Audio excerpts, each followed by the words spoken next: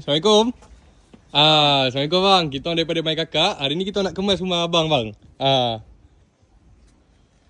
Masuk. Okay, saya nak kemas semua rumah saya ni. Termasuk ni semua nak kemas. Lepas tu yang ni pun nak sapu juga. Jangan bang. Jangan bang. Apa? Ada masalah ke? Kita orang bersihkan rumah je bang. Kita orang tak ada bersihkan masalah personal abang bang. By the way, nanti suruh My Kakak kemas bilik juga Okay, boleh bang. Bilik belah mana? Bilik ni. Bilik ni. Okay. Ni masuk. Okay. Saya nak ni lah. Semua ni boleh turunkan lah. Dah boleh kemana. Ni semua saya dah settle lah. Lepas tu ni sapu je. Tak apa. Uish, shooting range. Yang ni nak buang juga ke bang? Yang ni tak payah. Ni belum settle lagi. Abang jangan risau bang. Kita orang buat kerja memang semua detail bang. Kita orang ada memang bang, tak apa bang.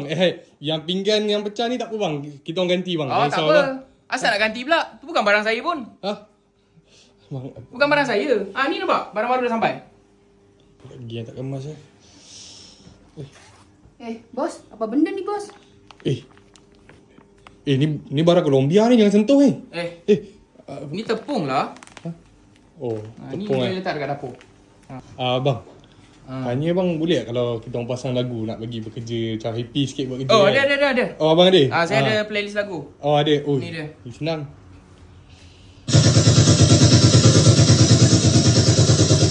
Nanti saya nak bersihkan pot kelang nanti boleh pakai korang Boleh je bang, boleh je. Bagi tahu je bila. Tapi korang punya slot selalu penuh lah. Tak apa bang, sekarang kita orang pun dah tambah team bang.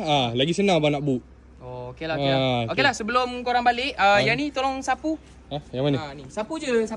Bang, gerak lagi bang, gerak lagi. Gerak lagi. Okey, tak apalah, korang balik lah. Saya tahu settlekan ni.